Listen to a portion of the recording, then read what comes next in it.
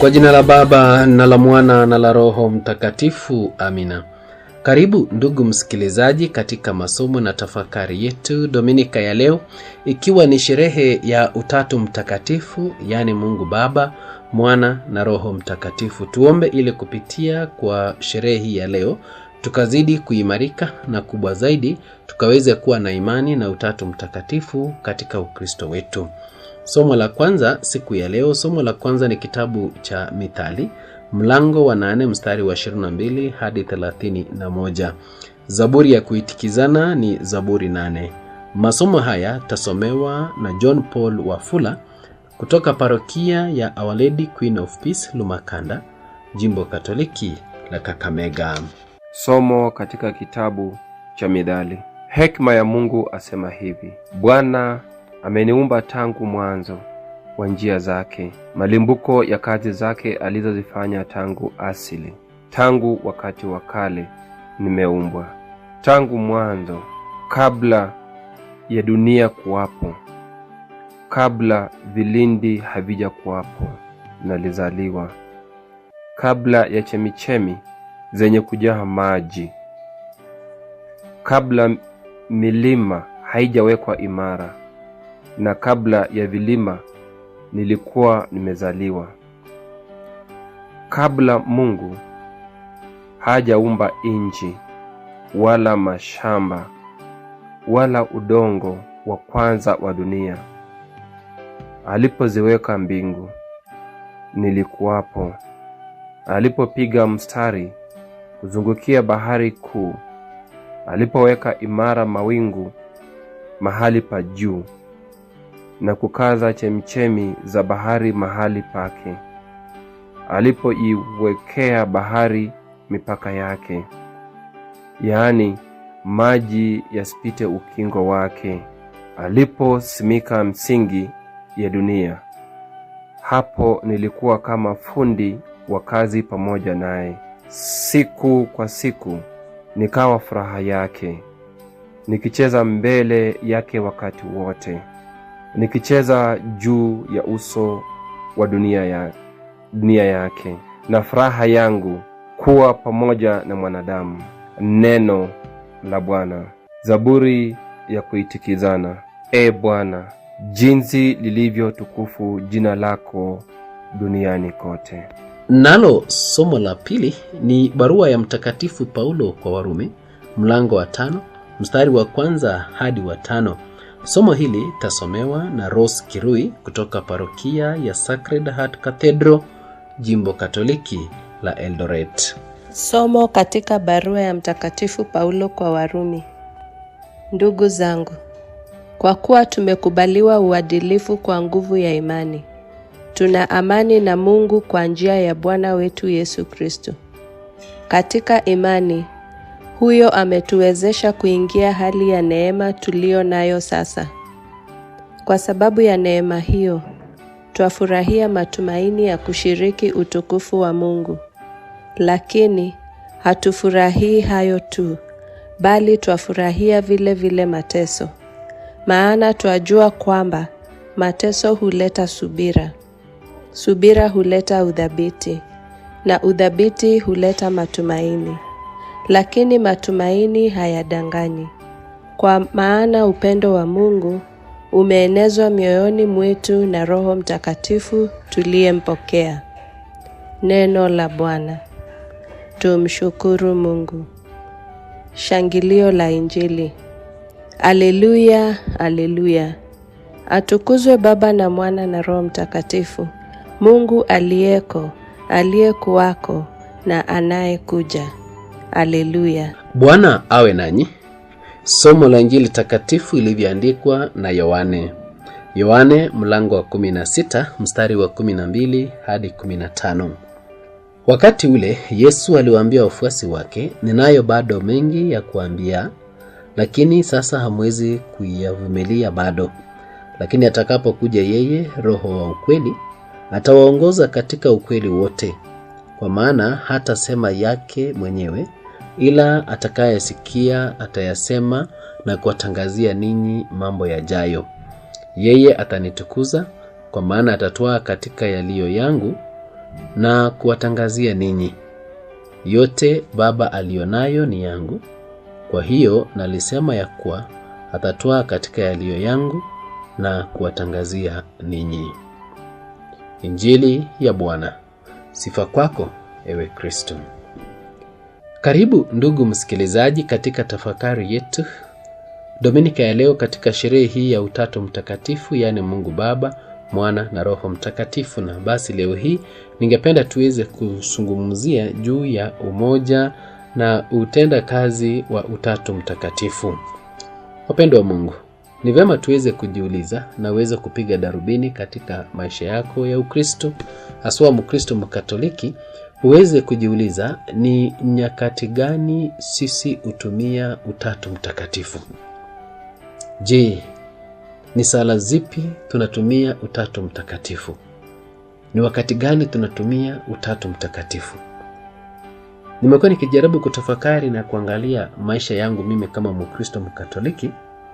Nikatambua kuwa maisha yangu mimi kama Mkristo Mkatoliki imezingirwa na Utatu Mtakatifu, kuwa ni vigumu kufanya sala bila kutumia Utatu Mtakatifu. Ni vigumu kuadhimisha sakramenti za kanisa bila kutumia Utatu Mtakatifu. Ni vigumu kusungumuzia mwanzo wa ulimwengu bila kusungumuzia Utatu Mtakatifu. Ni vigumu pia kuishi wakati huu bila Utatu Mtakatifu, na mwisho ni vigumu kusungumuzia swala la ufufuko wa wafu bila kusungumuzia Utatu Mtakatifu. Wapendwa wa Mungu, nasema hivi kwa sababu tunaporudi nyuma katika kuumbwa kwa ulimwengu, tutatambua kuwa Roho Mtakatifu, Mungu Mwana na Mungu Baba walikuwepo. Na baadaye katika tafakari hii tutapata kujua kuwa kumbe kuna ushirikiano mkubwa sana kati ya Mungu Baba, Mwana na Roho Mtakatifu. Mwanzoni mwa kuumbwa kwa ulimwengu, ndugu msikilizaji, Mwenyezi Mungu alitumia neno.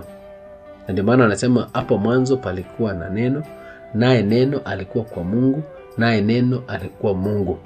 Kwa kawaida tukizungumzia juu ya neno huwa tunazungumzia juu ya Mungu Mwana, lakini baadaye tumeambiwa kuwa huyu Mungu Mwana alikuwa Mungu. Na pia tunamzungumzia Mungu ambaye aliumba kwa pumzi, ambaye mwanzoni alisema wacha jua iwepo na inakuwa, wacha giza iwepo na inakuwa, wacha mimea ya msituni iweze kuwa inakuwa, wacha ndege wa angani iweze kuwa na inakuwa. Mambo kama haya, kuwa Mungu alipata kuumba kila kitu kwa neno.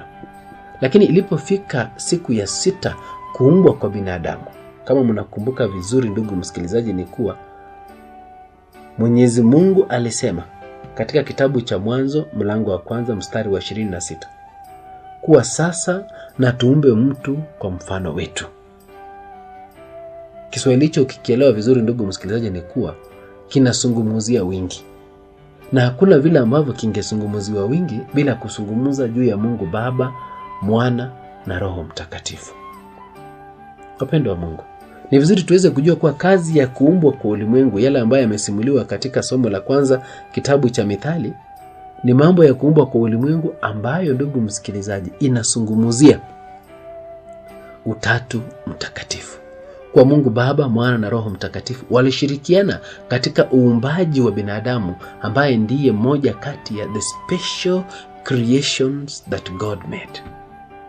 Yaani ni uumbaji wa ajabu aliyofanya Mungu, kwa sababu alisema wacha sasa huyu amekuja, na baadaye wakamuumba mke, na akasema basi amepatikana yule ambaye anafanana mimi, ambaye sasa anafanana na Mwenyezi Mungu. Na ndio maana kila wakati tunasisitiza na kusema umuone Mungu katika mwenzako, kwa sababu Mungu aliumba kiumbe ambacho ni special than wale viumbe wengine.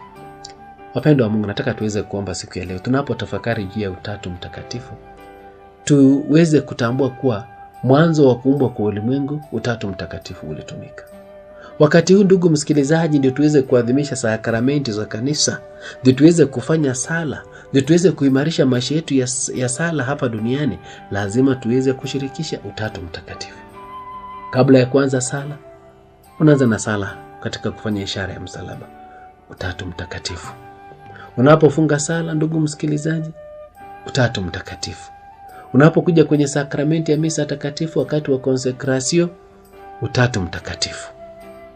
Baraka ambayo tunaipata mwisho wa misa, ama katika sala ambazo tunazifanya, Utatu Mtakatifu. Mwanzo wa misa, Utatu Mtakatifu. Hivyo basi maisha yetu ya Ukristo kwa wakati huu ambapo tunaishi, ndugu msikilizaji, imezingirwa na Utatu Mtakatifu. Basi tuombe siku ya leo tunapotafakari juu ya Utatu huu Mtakatifu uweze kutuongoza ili tuweze kuona kazi na maajabu ya Mwenyezi Mungu katika maisha yetu. Pia ndugu msikilizaji, ninapotafakari juu ya Utatu Mtakatifu, tunaangalia maisha yajayo kwa Yesu Kristo alipata kufufuliwa na Mwenyezi Mungu. Na akasema naenda kuandalia makao kwa Baba yangu kule juu mbinguni. Na hapo tutaongozwa na Roho Mtakatifu ambaye tulimpokea siku ya Pentekoste Jumapili iliyopita ili iweze kutuelekeza kwa Mwenyezi Mungu.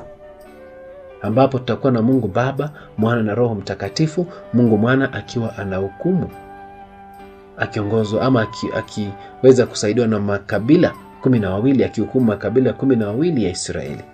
Na wale mitume 12 wakiwa wanamsaidia katika hukumu hiyo. Wapendwa wa Mungu, nataka tuweze kuomba siku ya leo ili tuweze kutambua kazi ya Utatu Mtakatifu katika maisha yetu.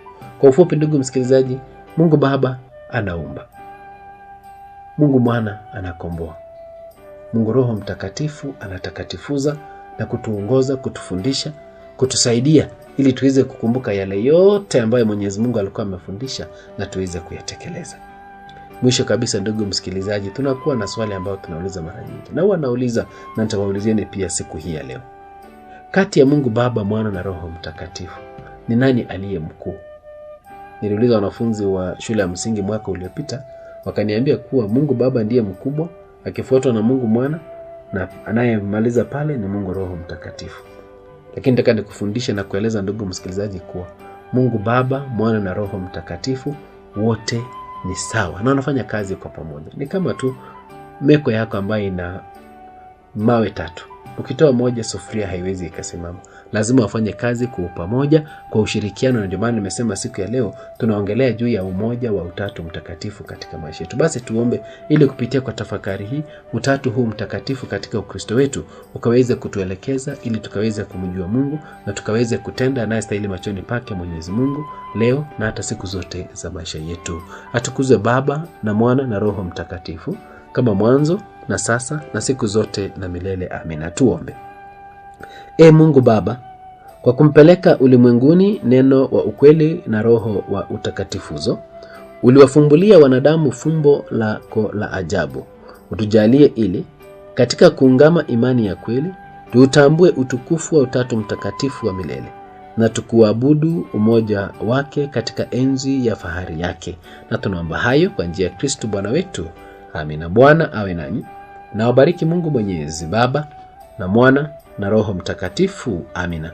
Nimekuwa wako Padri Mika Kibeti Kemboi. Tumsifu Yesu Kristo, na Mwenyezi Mungu atubariki na Utatu Mtakatifu aweze kutuongoza. Amina.